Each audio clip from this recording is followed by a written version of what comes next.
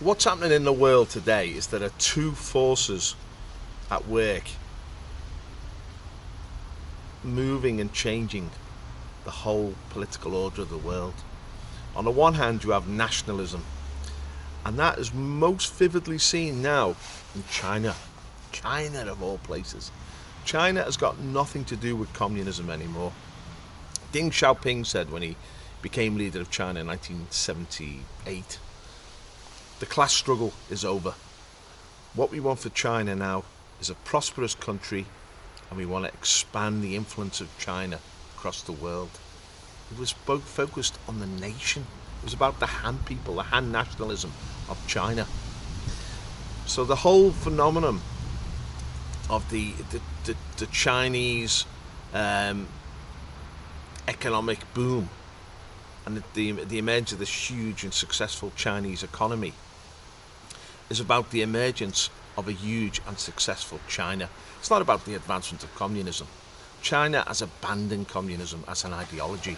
I mean, it was Mao Zedong who said, Deng Xiaoping, who succeeded after the death of Mao in 1976, he said everything Mao stood for was wrong, except one thing: the supremacy of the party. The party represents order in China. It represents continuity, and it represents a form of politics which is more akin to fascism than communism. What Deng Xiaoping believes in China is that the party can take a rational approach and a pragmatic approach to the development of China, and that democracy, in a sense, multi-party democracy, different groups striving for power, would lead to factionalism in China and would undermine this development that he required. He said as long as the party is successful, it's okay. It was a highly pragmatic approach, and it's been very, very successful. His emphasis on one-party rule is about leadership. It's about having a national focus. It's about creating a discipline within China which is capable of advancing the economy of China. And he regarded all other, this is quite Marxist actually, all other sort of sources of strength are based on your economic performance. So because China has gone from a rural, communist, backward economy into an advanced digital technological economy, cutting edge of technology, it's been able to develop a very powerful and successful military. Its military now is equipped to the highest order.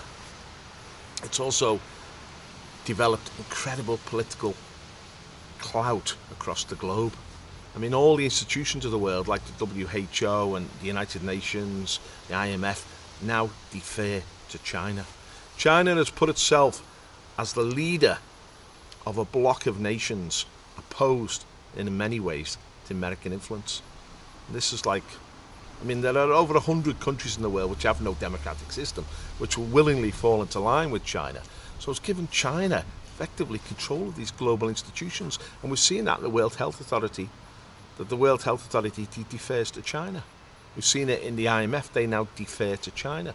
I mean, Trump came in and reasserted American authority and blocked these organizations from asserting China's influence. And it was very successful, but Trump is out of power at the moment. In America, we have a wholly different process from what's happening in China. Whereas the Chinese have been focused on advancing their national wealth and advancing their national power very successfully, the Biden administration is focused on wokeism.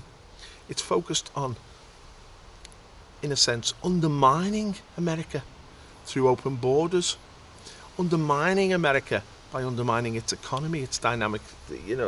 Now they're trying to pass a bill through Congress which will give trillions away to like sort of left-wing organizations, and inflation is now rampant in America, and they're not working on behalf of the American corporation.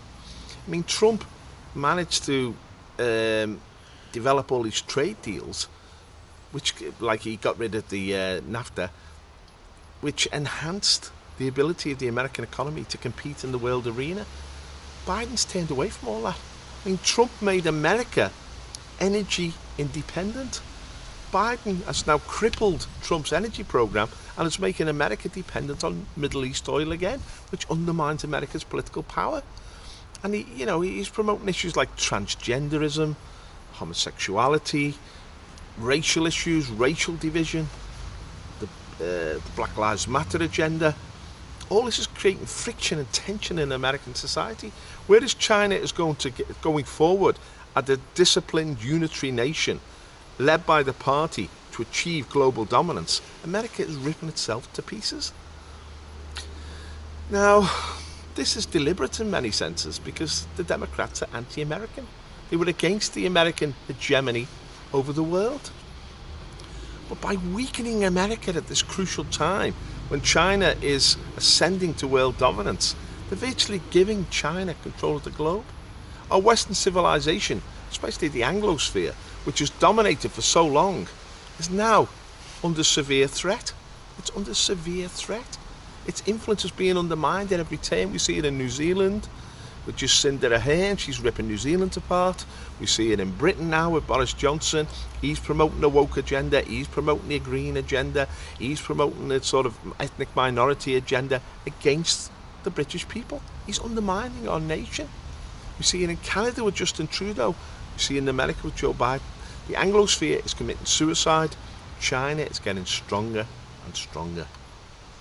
The Chinese economy is about to supersede the American economy as the dominant economy of the world. China has honed its military now, ready for war if necessary. But they don't need war. They don't need war. They can simply achieve power through growing economic might. And they're bringing the rest of the world, the Russians and the Islamic bloc, are now subordinate to China. They're subordinate to Xi Jinping, the leader of China. He is becoming the global leader. And this is a dramatic change in the world. One that should disturb us all, and one which isn't necessary, because Trump showed with the right leadership, America can compete. But it's all a question of leadership. The Chinese model, you could call it a fascistic model. The American model, now which is developing to like woke liberalism, is going down. Fascism will triumph. Trump has to come back into power. American nationalism has to be reawakened right across the Anglosphere. Only then will we compete for the future.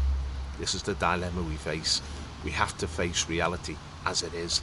We're in danger of losing our dominance.